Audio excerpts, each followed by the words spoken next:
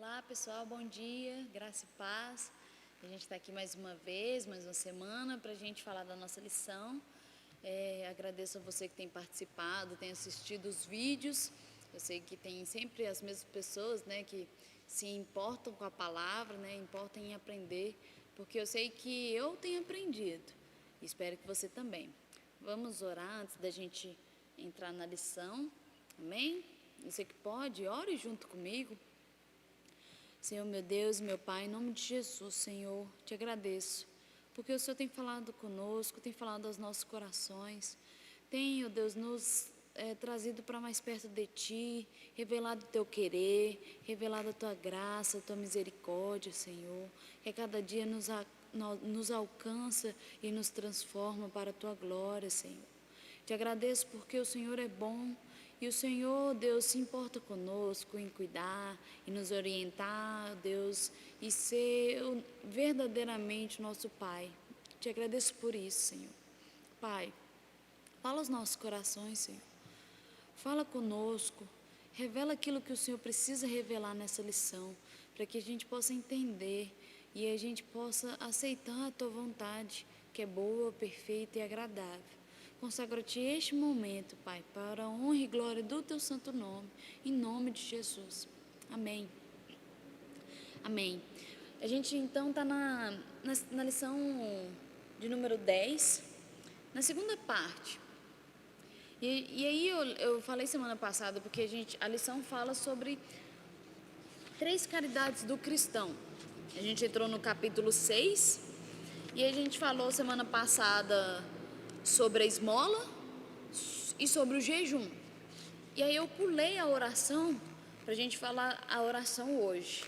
Então eu gostaria de ler em Mateus, você que puder abrir aí, é Mateus capítulo 6, a gente vai ler do 5 ao 8. E semana que vem a gente vai falar sobre a oração do Pai Nosso, né? Como o Senhor Jesus orienta, como devemos orar. Hoje a gente vai ler do 5, capítulo 6, versículo do 5 ao 8, que diz assim: E quando orardes, não sejais como os hipócritas, pois que apreciam orar em pé nas sinagogas e nas esquinas das ruas, para serem admirados pelos outros. Com toda certeza vos afirmo que eles já receberam o seu galardão. Tu, porém, quando orares, vai para o teu quarto e, após ter fechado a porta, orarás a teu pai que está em secreto, e teu pai, que vem em secreto, te recompensará plenamente. E quando orardes, não useis de vãs repetições, como fazem os pagãos, pois imaginam que devido ao seu muito falar serão ouvidos. Portanto, não vos assemelheis a eles, porque Deus, o vosso Pai, sabe tudo de que tendes necessidade, antes mesmo que lhe peçai. Amém? Só até aí. Então, hoje a gente vai falar só da oração. Queria deixar aqui. A gente vai trazer então de cada um dos versículos, o versículo 5, 6, 7 e assim por diante. Eu gostaria que a gente prestasse atenção que o Senhor Jesus, desde o 5, quando a gente começou, ele vem nos corrigir acerca da hipocrisia, né? E uma das marcas que identificava os fariseus era a hipocrisia. Então, quando Jesus fala que, e quando orardes, não seja como os hipócritas, né? Não seja como eles quem? Os fariseus, né? Que eles apreciavam orar em pé nas sinagogas ou nas praças. Percebam que Jesus não está pedindo para os seus discípulos ou orientando que eles devem orar. Eles sabiam que precisavam orar, os fariseus oravam. Isso é princípio básico de um cristão e de um judeu também. Então, aqui a orientação não é, por favor, ore, é preciso orar, mas na verdade olha, quando você orar, não seja por esse motivo, não seja como os hipócritas que oram para ser visto, que oram para ser considerados santos, né? Porque de tanto que oram. Então, na verdade, Jesus, ele não te convida a orar, porque isso é mais do que o básico que como cristãos precisamos saber. A gente precisa orar, fato. E Jesus não está questionando isso. Mas o motivo da nossa oração não seja como o dos hipócritas, como está aqui no 5. Então, eles gostam de orar, mas Jesus não quer que a gente ore como eles. E Jesus não condena a postura em si, né? Não tem problema ser em pé, não tem problema ser na sinagoga, não tem problema ser na praça. A questão é o porquê, é o objetivo. E o objetivo deles aqui era serem admirados pelos outros, né? Ou para serem vistos pelos homens. Né? Então eles oravam de si para si mesmo. Então não tinha ali envolvimento com Deus. Em Lucas 18, eles não estavam orando, né, pedindo a Deus. Lucas 18, versículo 11, fala assim, um exemplo, né, dos fariseus, a parábola do fariseu e do publicano, quando Jesus conta. No versículo 11 ele fala: o fariseu em pé orava, em seu íntimo dizia: Deus, eu te agradeço porque não sou como os outros homens, roubadores, corruptos, adúlteros, nem mesmo como este cobrador de impostos. Jejuo 2 vezes por semana e dou o dízimo de tudo quanto ganho. Entretanto, o publicano ficou à distância, ele sequer ousava olhar para o céu, mas batendo no peito confessava: ó Deus, sê benevolente para comigo, pois eu sou pecador. Eu vos asseguro que este homem, não o outro, foi para casa justificado diante de Deus, porquanto todo aquele que se vangloriar será desprezado, mas o que se humilhar será exaltado. O que Jesus está contando aqui com essa parábola é isso que a gente acabou de falar. Não adianta você orar para você mesmo, era o que os fariseus faziam, né? Em contrapartida, o publicano reconhecendo ser pecador, esse que foi justificado para casa. Então, a questão não é como orar, quer dizer, é como orar sim, mas qual a motivação de orar? É para outras pessoas verem, né? É para que você seja vangloriado, ou é para falar com Deus, ou para ser justificado como publicano? É isso que o Senhor vem nos desafiar, né? Vem nos ensinar. Em contraste, no versículo 6, Jesus orienta os seus discípulos: eu, porém, vos digo, né? Tu, porém, quando orares, vai para o teu quarto, e após ter fechado a porta, orarás a teu pai que está em secreto, e teu pai que vê em secreto te recompensará plenamente. O quarto, né, Jesus ensina então para os discípulos dele a oração secreta, porque imagina que seria o cúmulo do fingimento, só você e Deus no quarto secreto, e você ainda orando com outros motivos que não seja simplesmente falar com Deus. Então, imagina que isso é o cúmulo do fingimento, você orar e ser fingido, né, e ser hipócrita na sua oração quando está só você e Deus. Não tem jeito, né? E a gente precisa lembrar que a gente está na presença de Deus o tempo todo. Mas aqui, quando se refere a esse quarto, né, ele representava uma despensa, né, naquele tempo, onde se guardavam os tesouros da casa. E ele era, né, de responsável ao administrador da casa. Então, o exemplo aqui, isso implica que quando a gente orar em secreto, a gente recebe os tesouros do Senhor, nos aguarda na oração. Ah, significa que eu já vou sair com o meu problema resolvido ou com o que eu precisava? Não, mas a recompensa, né, que aqui fala, porque tem uma promessa aqui: pois o teu pai que te vê em secreto, ele te recompensará, não é isso que está falando? Que tipo de recompensa? Simplesmente a comunhão com Deus ali, né, neste momento de oração, já é uma recompensa. A doce presença de Jesus nesse momento de oração já é uma recompensa. Às vezes, quando a gente ora, não significa que quando eu acabei de orar, o meu problema está resolvido, como eu estava falando. Mas você já se sente leve, porque você transferiu o fardo que estava pesado para Jesus. Então, não é simplesmente só falar e falar várias palavras, mas é entregar a Jesus, né, entregar a Deus, né, em secreto, aquilo que está te afligindo. Amém? E aí você recebe como recompensa essa presença de Deus. Uma marca dos fariseus era a hipocrisia, igual a gente falou. E o que identificava os pagãos, os gentios, era as vãs repetições nas suas orações. E aí no versículo 7, que aqui fala: quando orardes, não useis de vãs repetições, como fazem os pagãos, pois imaginam que devido ao muito falar serão ouvidos. Aí eu acho muito legal essa parte, porque Jesus, ele não está falando aqui que você não deve insistir em oração ou persistir em oração, porque Jesus mesmo fez o uso disso.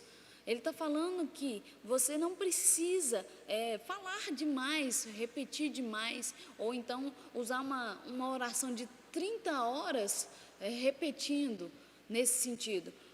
Jesus, ele usou a questão de repetir. Olha só, em Mateus, quando ele vai um pouco aqui, Mateus mesmo, 26, um pouco mais para frente, quando ele ora no Getsemane, ele ora 3 vezes. Olha só, Mateus 26, capítulo 26, o versículo 44, fala assim: então retirou-se novamente e foi orar pela 3ª vez, proferindo as mesmas palavras. Então, quando ele fala aqui das vãs repetições de Mateus 6, versículo 7, ele está falando para a gente não esperar muito, né? Não ficar delongando muito no falar, usando de muitos verbos para tentar falar com Deus. A gente não precisa daquelas vãs repetições. Eu vou dar um exemplo, como uma reza, né? Que não seja como uma reza, que não seja algo automático, que não seja pré-determinado. Olha só, eu gostaria de ler uma parábola que eu gosto muito, que é Lucas 18, a gente já leu Lucas 18, a gente vai ler de novo, só que agora a parábola da viúva persistente. Olha só, que Jesus ensina, da questão porque existe uma leve diferença, uma sutil diferença entre vãs repetições e persistência em oração, né? O Senhor Jesus, aqui em Lucas 18, a gente vai ver que ele ensina a persistir em oração, mas é diferente de você ter vãs repetições, né? A vã repetição seria como algo automático, né? Algo, Senhor, isso, como uma reza pré-determinada, amém? Lucas 18, verso 1, a gente vai ler até o 8, fala assim: então Jesus propôs uma parábola aos seus discípulos, com a intenção de adverti-los quanto ao dever de orar continuamente e jamais desanimar. E lhes contou: em certa cidade havia um juiz que não temia Deus, tampouco era sensível às necessidades das pessoas. E havia naquela mesma cidade uma viúva que frequentemente se dirigia a ele, rogando-lhe: faze-me justiça na causa que pleiteio contra o meu adversário. Ele, por algum tempo, não a quis atender. Todavia, mais tarde, considerou consigo mesmo: é bem verdade que eu não temo a Deus, nem respeito a pessoa alguma. Contudo, como esta viúva me importuna, farei justiça a ela, para não acontecer que, por fim, venha me aborrecer ainda mais. Então concluiu o Senhor: atentai à resposta do juiz da injustiça. Porventura, Deus não fará plena justiça aos teus escolhidos, que a Ele clamam de dia e de noite, ainda que lhes pareça demorado em atendê-los? Eu vos asseguro, Ele vos fará sua justiça e depressa. No entanto, quando o Filho do Homem vier, encontrará fé em alguma parte da terra? Eu gosto muito dessa parábola, porque ensina justamente a gente persistir em oração, que a gente precisa persistir em oração. Aqui o juiz, essa figura do juiz, não é uma imagem de Deus, porque deixa claro que é um juiz iníquo, que ele não temia Deus, é um injusto juiz, né? Na verdade, isso é um contraste, é uma antítese do próprio Deus, que Jesus ele finaliza falando assim: veja a resposta do juiz da injustiça. Porventura, né, se o juiz, né, mesmo que por motivos egoístas, ele concedeu a justiça àquela mulher, àquela viúva, para ela não importunar ele mais, né? Ele preocupou com ele mesmo, ele não queria aborrecimento. Mas aí Jesus fala, se esse juiz que não teme a Deus, que é iníquo, que é ruim, ele atende, né, a insistência do pedido dessa mulher, quanto mais Deus, né, que é um Deus, é um juiz bom, que é justo, né, e ele fala assim, e certo que ele vai atender, e depressa, mesmo que para nós pareça demorado, mesmo que a gente não entenda o time de Deus, né, ele não demora, é no tempo certo dele. Então aqui ensina a persistirmos em oração, né? Então a vã repetição é diferente em persistência de oração, e a gente precisa entender que a gente precisa orar, né? A gente precisa entender que a gente precisa persistir em oração, perseverar em oração. Uma igreja que não ora, um membro que não ora, né? Não faz sentido você não falar com aquele que te deu tudo. Amém? Então, não é não persistir. E aqui na parábola que a gente leu, fala que não é falta de fé você persistir em oração. Não significa que quando você orou a primeira vez, você não teve fé o suficiente para essa oração ser atendida. Na verdade, ele fala que, né, Jesus fala assim, por acaso haverá fé? Será que quando vai achar fé na terra? Na verdade, ele fala assim, se você persistir em oração, é porque você tem fé que Deus pode todas as coisas. Amém? Então Jesus ele fala que não condena a questão de persistir, ele condena a questão da verbosidade de muito falar, né? A questão, porque Deus ele não se impressiona com a nossa eloquência, ele não se impressiona se eu conjugo os verbos perfeitamente enquanto eu oro, ou se eu oro em outro idioma, porque se eu oro com entendimento, Deus entende também, independente de qual língua, alemão, né, qualquer outro idioma, não importa, para Deus isso não importa, isso não impressiona Deus se você está orando em inglês ou se você está orando 5 horas, isso não impressiona Deus, né? O que impressiona Deus, Deus não resiste, que é em Salmo 51, versículo 17, fala, o verdadeiro e aceitável sacrifício ao Eterno é o coração contrito, um coração quebrantado e arrependido jamais será desprezado por Deus. É isso que Deus não resiste, né? Então é a motivação da sua oração, não o como, né? Não é a sua performance em orar.